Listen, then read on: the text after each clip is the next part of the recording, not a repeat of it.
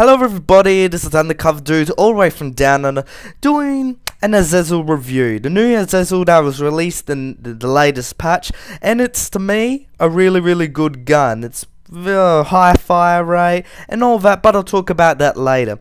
I do apologize for the gameplay since it wasn't the best. I just had to keep picking up this gun off this guy and I didn't actually have it because of the jobs and the tags. They were just too much for me and I just didn't want to do it.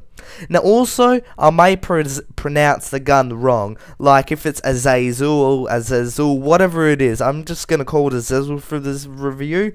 If it's wrong, just say in the comments and I'll just put a little annotation just saying it's wrong. Now I hope you guys enjoy this review.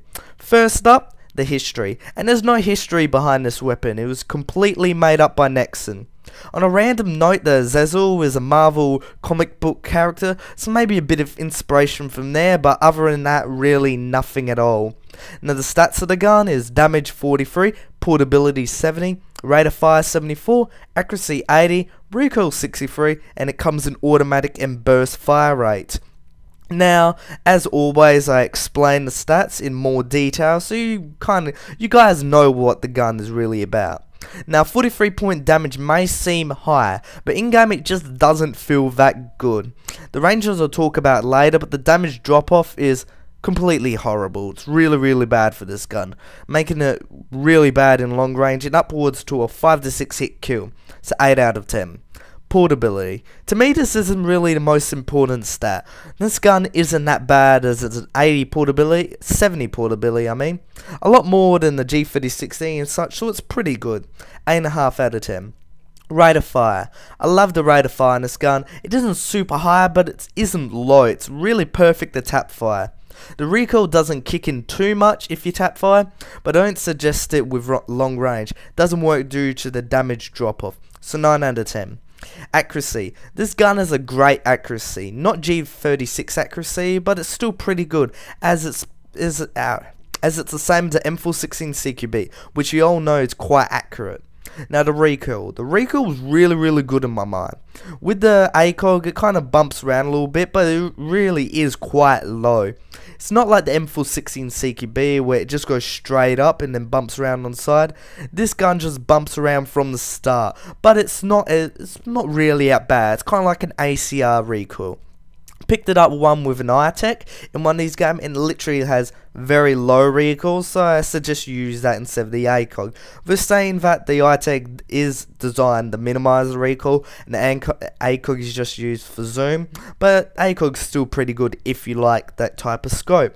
But if you do spray with it, it will get out of hand quickly after 6 to 7 shot, so semi-spraying, bursting, or tapping is advised, so 8.5 out of 10. Now the spread. The spread in this gun is literally amazing. Hip firing is suggested all the way to medium range due to the fact that it keeps the crosshair really tight and accurate. I think this is pretty much the best thing about the gun. The spread is almost like an SMG, being like the M45 and such. So 9.5 out of 10. Now the burst mode, and the wonderful burst mode.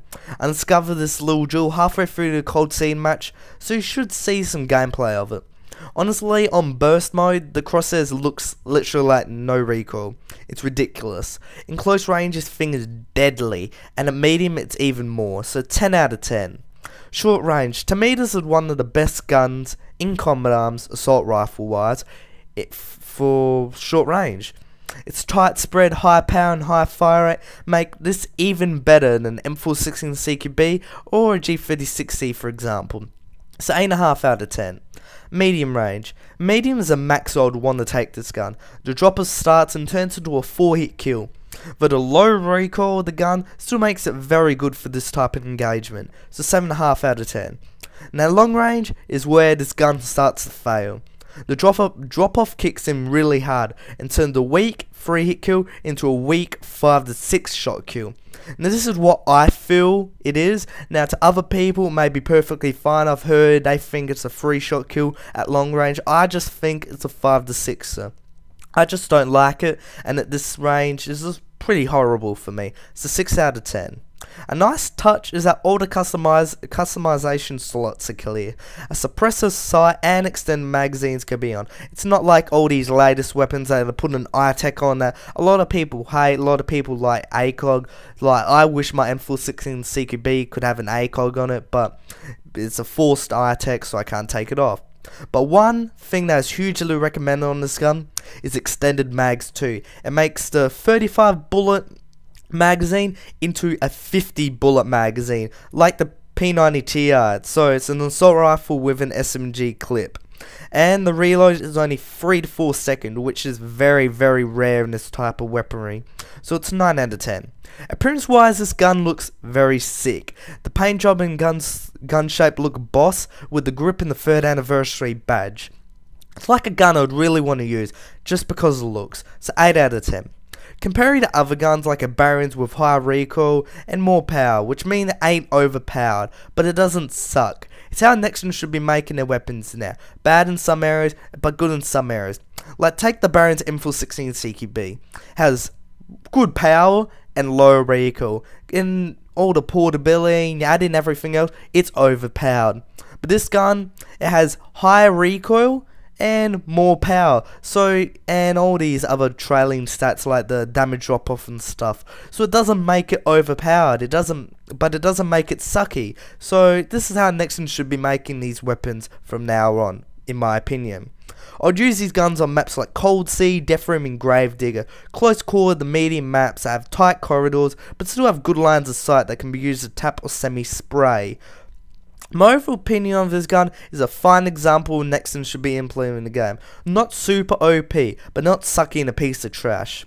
The gun is good in the areas that count, but start to fade in the areas that put in the overpowered zone. Overall, I'd give this gun an 8.5 out of 10. I would definitely buy it if it came out for perm. It is a very, very good gun. Trails with the damage drop off, but honestly, I really like it. It's a gun, it's a very fun gun.